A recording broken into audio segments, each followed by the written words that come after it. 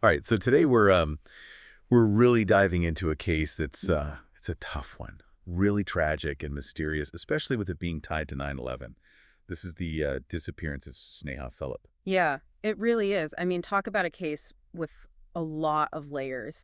Mm. And the fact that it all takes place against the backdrop of that day, 9/11, just makes it all the more Right. It's like trying to make sense of something already tragic and confusing during one of the biggest events, in recent history. for sure. So you've got all these articles on Sneha, and like her story starts off, totally normal considering what might have happened.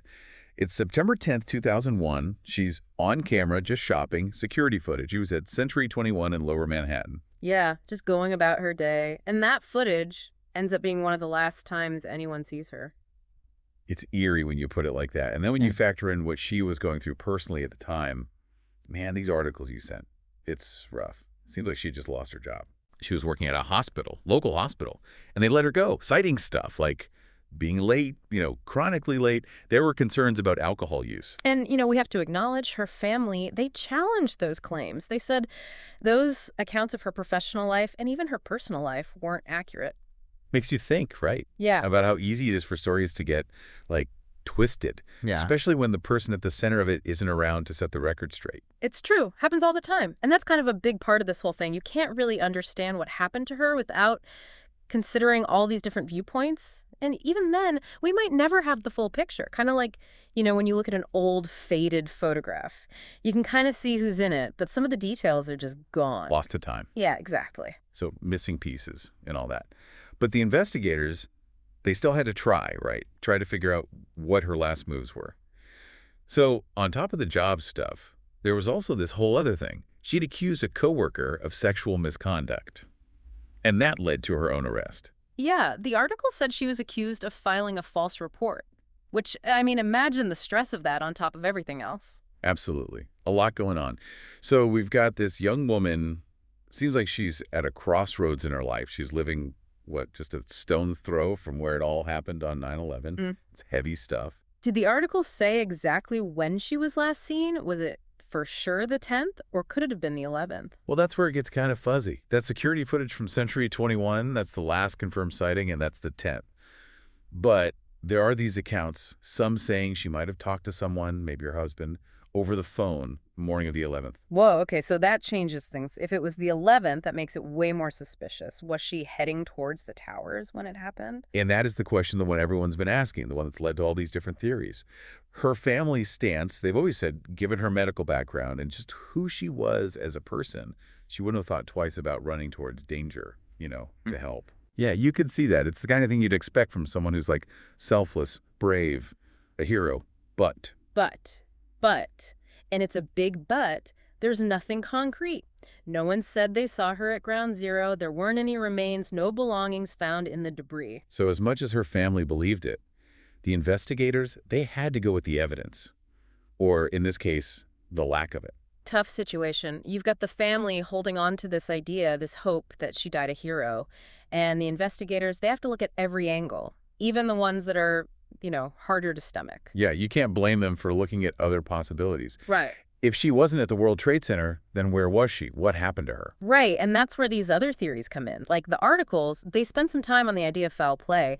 Given all the stuff she was dealing with, it makes sense they'd look into whether someone might have wanted to hurt her. Especially with the whole thing about her accusing her coworker. I mean, that's got to create some serious friction. Exactly. Did the article say if they looked into anyone specific from her past? Yeah, they did. They said the police, they went through her whole social circle, exes, anyone who might have had a reason to want her gone.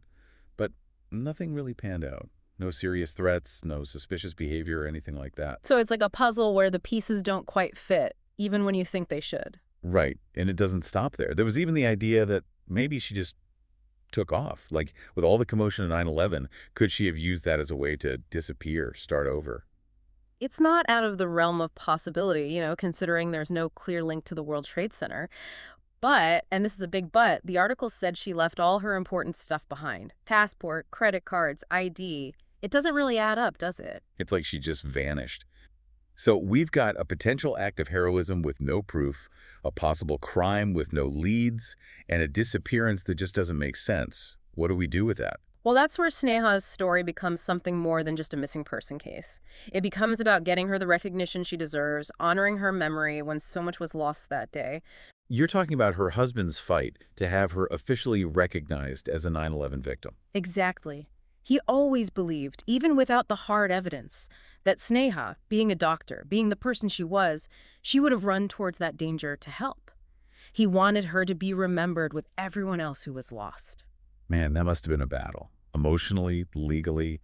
I mean, how do you even begin to prove something like that when there's no evidence? It took a long time, a lot of fighting. The courts, they actually rejected his request at first. They said there wasn't enough, no physical evidence, too much uncertainty about what she did.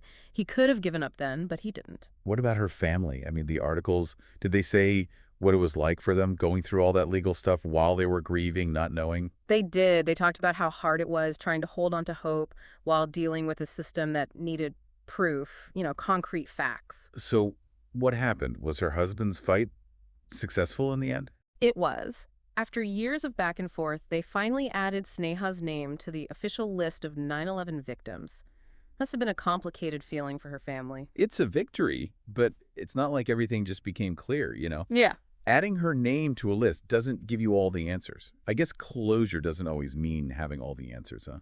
Sometimes it's just about, like, acknowledging something happened, even if you don't have all the pieces. You got it. And that's what makes this case so interesting. Even now, all these years later, these mysteries, they really stick with us, don't they? They do.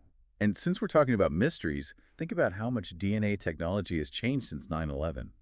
I mean, they're still trying to identify remains from ground zero, right? Yeah, it's a massive undertaking, but, it gives some hope to those families that are still waiting for answers. Scientists are like going through tiny fragments, bone fragments, anything that could help them put names to the unidentified. So they could still find something, even after all this time, that definitively connects Sneha to the World Trade Center.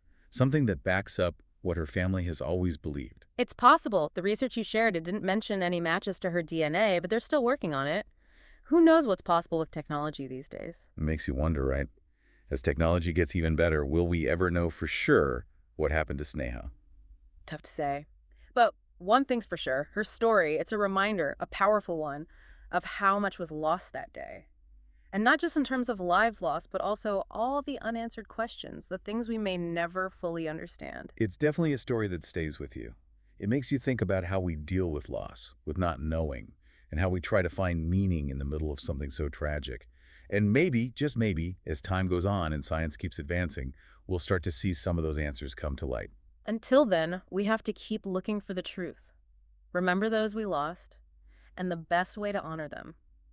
Keep trying to piece together what happened that day, no matter how hard it gets. Well said. And on that note, we're going to wrap up this deep dive. Thanks for joining us as we explored this incredibly complex and tragic case.